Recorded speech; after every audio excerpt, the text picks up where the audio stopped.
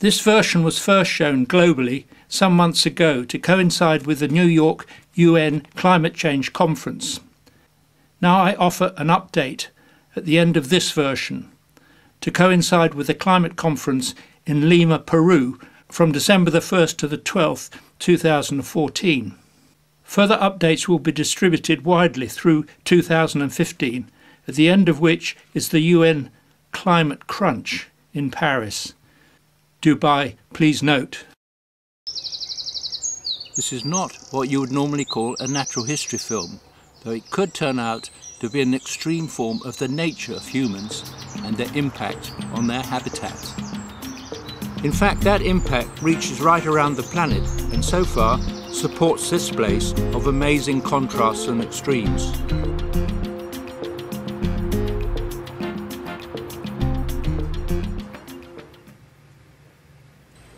As a biologist, I will apply the circumstances that enable natural organisms to exist and to continue sustainably.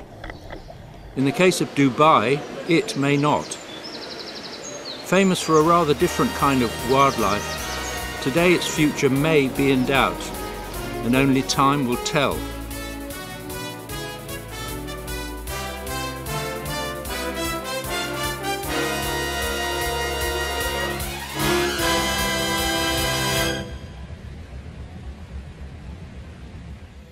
Around the world are mysterious ruins from civilizations of the past, like Stonehenge in England, where sun worship continues today.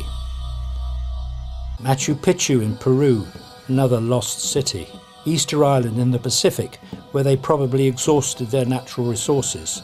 And Detroit, once a thriving car-making city in the US, now a modern ghost city. And Las Vegas, like Dubai, a desert city, apparently with no restraints. But is it sustainable?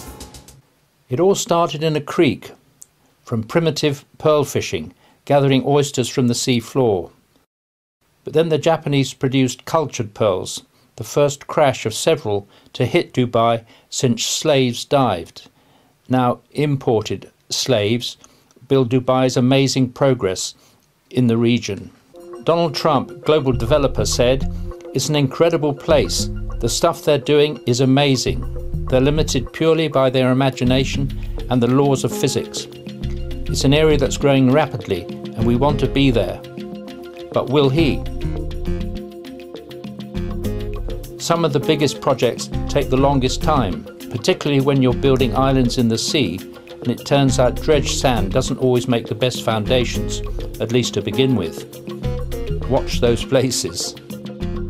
So from smugglers and fishermen and the ambitions of the Maktoum family, Dubai has rushed on, ever upwards and outwards. They say if you build it, they will come.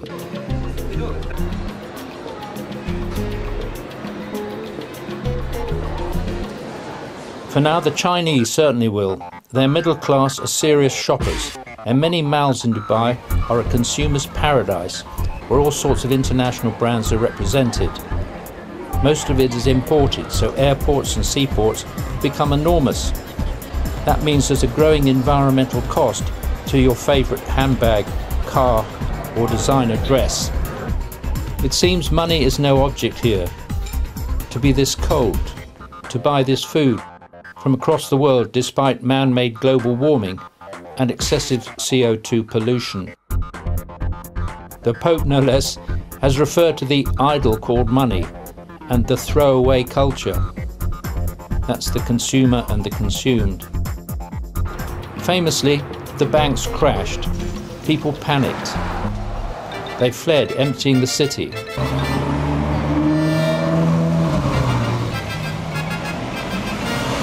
Apparently, quoting a visiting actress, "I saw an astonishing sight. A load of Ferraris and others had just been dumped at the airport, with the keys still in the ignition.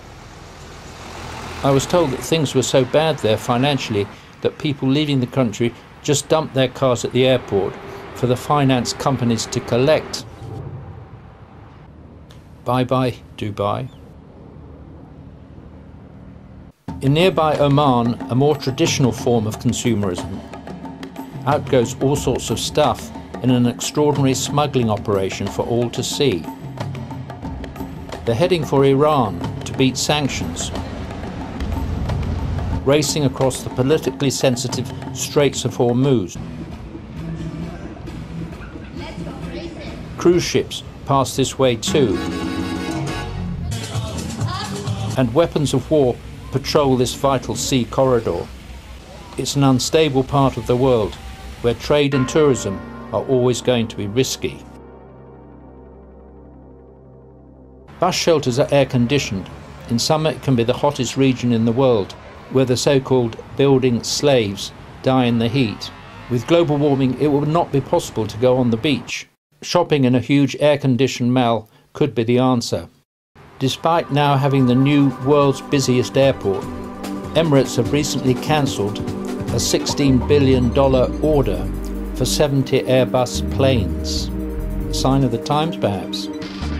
There's a local saying about to boom and back. My grandfather rode a camel. My father drove a Jeep. I drive a BMW. My son drives a Jeep, and his son will ride a camel. Sea level rise is already flooding low-lying places around the world. Will that happen to those expensive projects like the Palm in Dubai? And will dolphins play where millionaires and footballers once trod? Will flamingos, now well fed, be flooded out from their breeding grounds?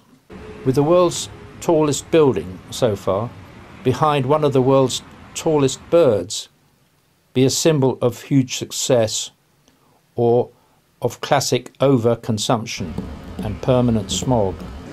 A lost city, like this underwater Atlantis, complete with pillars and scenic bubbles.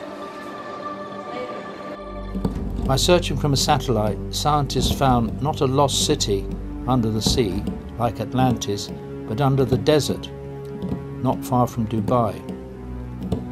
The Atlantis of the sands, Ubar. Little remains above the surface today, but some think it collapsed into a huge underground cavern.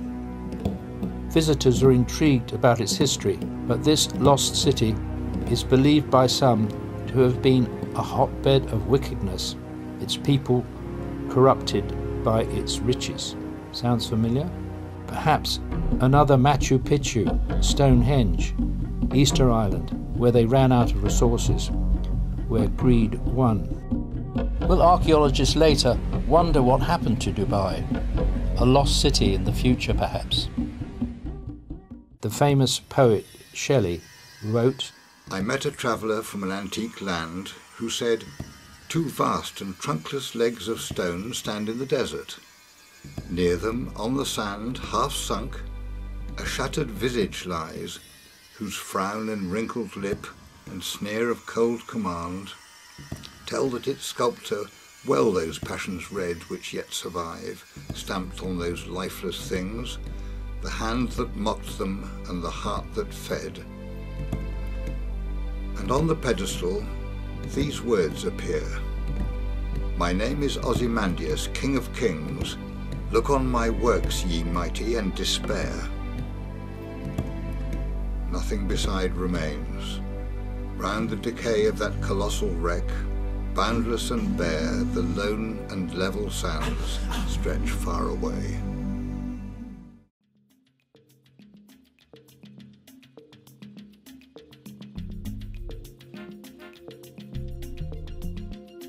Flooding in Somerset, England last winter became a serious national issue. Just imagine the future impact elsewhere. As the Antarctic ice cap continues to melt, and the Arctic is too. Sea levels will rise by more than 1 metre, scientists say. Just one glacier, Totten, holds the equivalent of 7 metres of global sea level. Already several low-lying Pacific islands have gone under, creating the first climate change refugees, according to BBC News. All coastal cities could be flooded. Harold Wanless, a geology professor at Miami University, says, people still have their heads in the sand about this, but it is coming, and Miami is just the start. It is worth watching just for that reason alone. It is a major city and it is going to let itself drown, he says. And so is Dubai. The famous Palm Jumeirah and the world man-made islands which cost so much, including to the marine life, and earn so much in this boom and bust roller coaster of a seaside city. A recent climate change agreement between the US and China may or may not help in time. After all, there is no planet B. Not on the agenda is the human global population of 7 billion, using the food, water and energy of a healthy 1.5 planets. 11 billion people will need the resources of 2.3 planets, or planet B and C. But where are they? The shipping industry carries more than 90% of all that moves. 300,000 cargo ships produce more CO2 every year than Germany, and amazingly, more than all of America's cars combined. Dubai's appetite for growth seems unlimited, but not all projects get completed. Mall of the world, will they say, be as ever the planet's biggest. Extravagance is everything, is a Dubai slogan. This is a weird world, where a recent Chanel TV ad cost £26 million for 2 minutes of British television.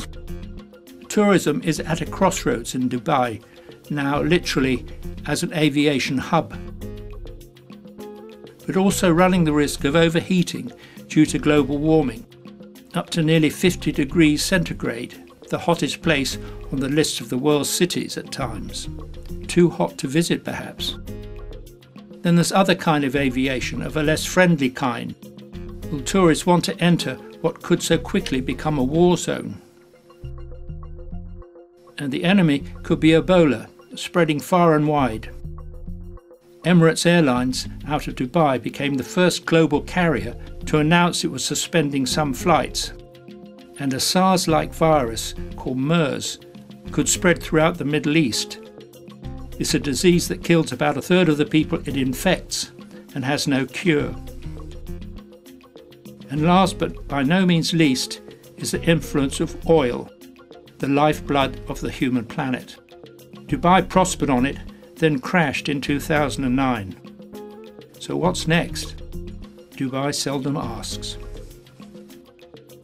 As the Pope said recently, God always forgives, but the earth does not.